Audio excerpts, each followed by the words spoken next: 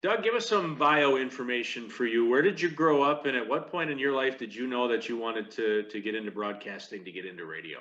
Sure. I grew up in Waukesha, went to UW Oshkosh, but I knew that I wanted to get into broadcasting. I think when my dad used to take me to Brewers games at County Stadium, and instead of centering my binoculars on the action on the field, because when you're in the bleachers, you're a long ways away from Robin Yount or Paul Molitor or whomever at bat, or Teddy Higuera on the mound or whomever. But instead of focusing my action on the field, it would always go up to the press box, and it wasn't necessarily just to see Bob Euchre because I had transistor radio on my head. I was that I looked like Steve Bartman, I think, most of the time when I was geeking out in the bleachers at County Stadium, listening to the actual broadcast itself.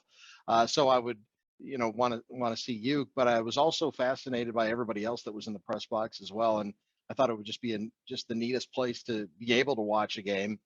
And then when I figured out, not only would you be able to get into the games for free, but they would actually pay you to actually go to the games, that could be your vocation. Didn't need to tell me anymore. I was hooked. What was your experience like at UW Oshkosh, and how did that help, kind of lay the foundation for your career? Yeah, no, it was great. I loved every moment that I spent at UW Oshkosh, and it allowed me to do a lot of things, including meeting guys that you've already talked to, like Wade Bates. And that's Wade and I have been friends for over 30 years. He was, just this punk little freshman when he walked into my office. I was the station manager at the time. He's like, "I want to be on the radio." So, did I launch Wade's career? No, but I had a small hand in it, and I tried to push him in the right direction. He's had a Hall of Fame career. He's going to wind up in the WVA Hall of Fame for being a local legend in Fond du Lac, and now what he's doing, um, in Beaver Dam as well. I mean, what he's done has been incredible, and that's why I love KFIZ so much. It's just become like Wade. He's just the fabric of the community. But getting back to your question, Oshkosh was awesome because I fell in love with the place. Even before I matriculated there, big word.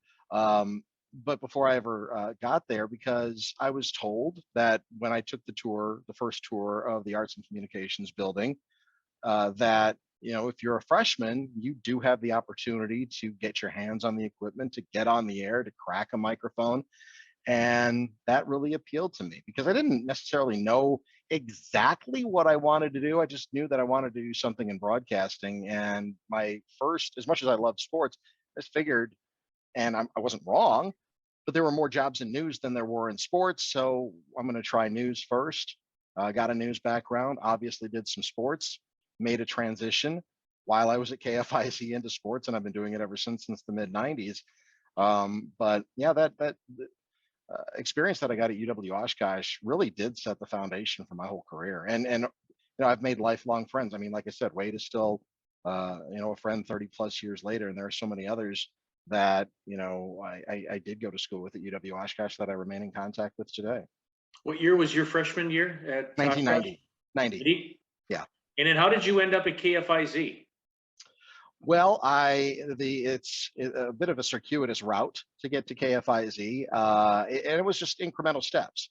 When I was a sophomore in college, a guy by the name of Scott Nagy was the news director at the radio station. He's had a long career, or had a long career in broadcasting too, up in Green Bay. And he said there's a part-time job opening at this little tiny station in Ripon, WCWC, and it was 35 miles away, and it was for minimum wage, and the hours were terrible. But you know what? I wanted to begin my broadcasting career, so I took that job and just kind of spun that into getting a job closer to UW Oshkosh at WOSH, where my news director was Cheryl Logan. She got hired by Randy Hopper at KFIZ, and she brought me down. And that's how I got to KFIZ in the first place, doing news during the O.J. Simpson trial, kind of board opping on the old Fax 107.1. I think is it the Bull now, I It believe? is. Yep. It's the The Bull Bull. now? Okay. So it's had a few incarnations, obviously. It's gone through a few different formats, but it was an all news station at the time. And it was revolutionary. It was the only all news station, all news FM station in the Fox Valley. They learned over the course of not that many years that there maybe wasn't enough news in the Fox Valley to have a 24/7 all news formatted station. And that's when I made the transition to mostly working on KFIZ AM. So well, I was only at KFIZ for 2 years, but I think they were two pretty consequential years because I was able to help bring in guys like Wade. I knew Chuck, and when I was leaving for WTMJ, Chuck was looking for a job, and I kind of helped grease the wheels for him a little bit in Fond du Lac, and he had a long, long career, obviously, at KFIZ. I was there when they moved from Scott Street to Winnebago Street, a couple of format changes, and the biggest format change for me was going from news to sports, and that happened at KFIZ when Dan Kyle left. And they thought that they wanted to go for a while without a sports director, and I was very young. I had made a ton of mistakes, but I was like 22, 23 years old, fresh out of college, and they decided that they needed somebody to help kind of just manage the sports department. So they made me the sports director at 20, like I said, 22, 23 years old or something like that. And it helped launch my career. What memories do you have from being sports director at KFIZ?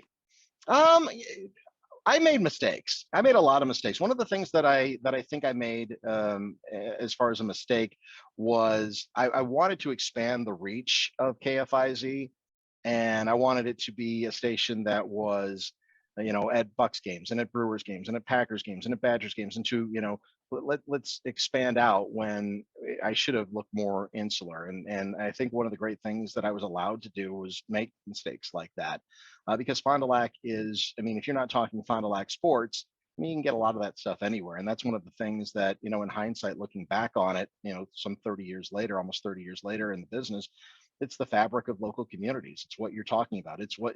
It's literally, neighbor to neighbor.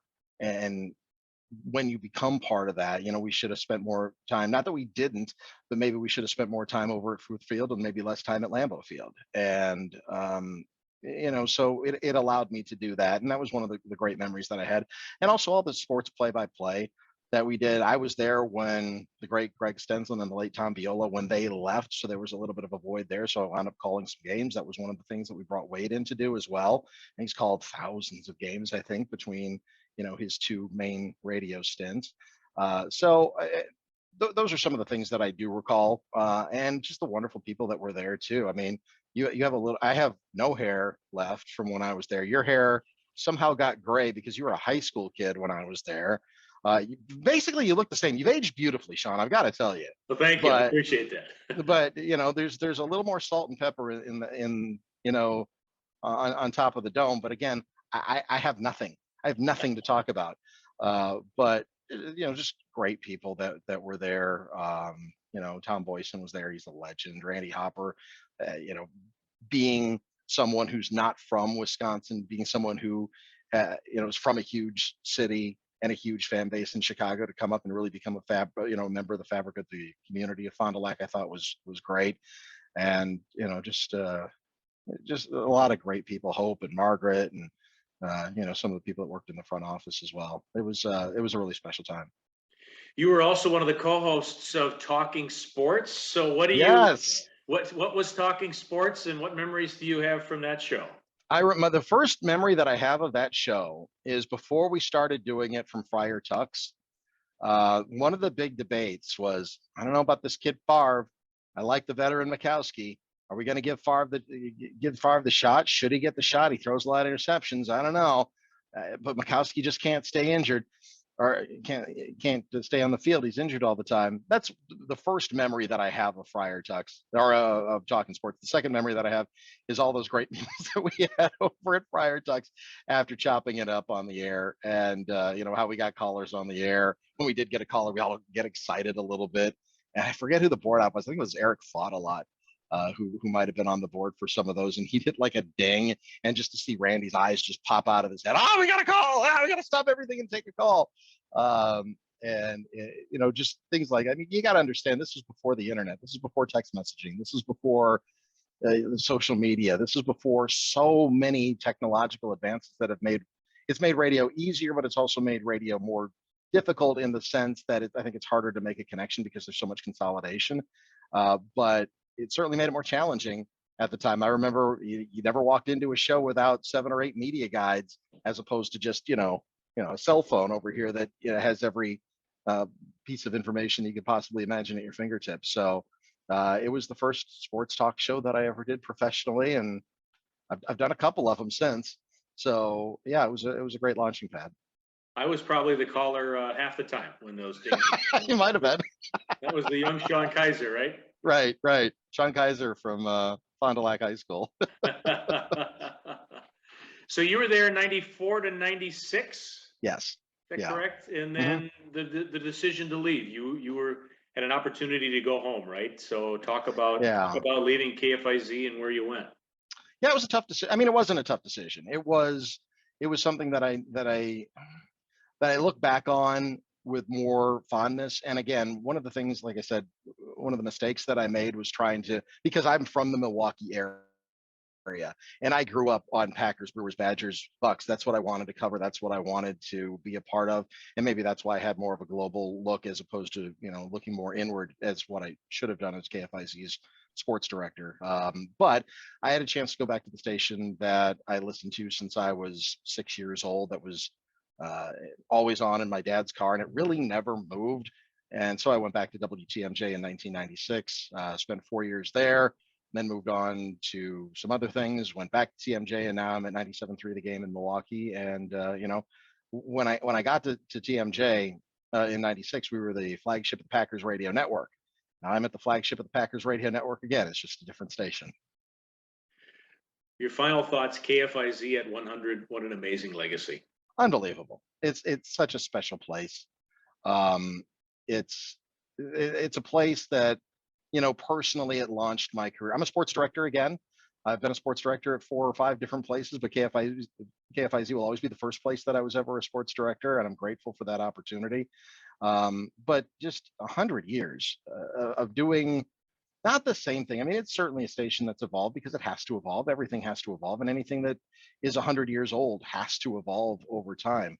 But one of the things that it's always been has been the voice of Fond du Lac. It's always been just so ingrained that 1450 is where you get your information. When something happens, that's where you instinctively go if you live in that community. And the people in the community, I mean, you're from there, I mean, even if you've moved on and you're in Green Bay now, but Fond du Lac will always be home to you, and it was home to me for a couple of years. And every time I drive through, and I drive through Fond du Lac a lot on my way to Green Bay and back and forth on 41, I always get nostalgic for it. I always get nostalgic about going across the street to A&W and getting some cheese curds on a lunch break or things like that. And whenever I see somebody that's from Fond du Lac, like Braylon Allen, who wasn't even close to being born when I was there, but a Fond du Lac kid who's doing amazing things right now for the Wisconsin Badgers, I always think, and I always make that connection that what I didn't spend a whole lot of time there, but they were really formative years in my career and in my life that I was blessed enough to spend at KFIZ and in Fond du Lac.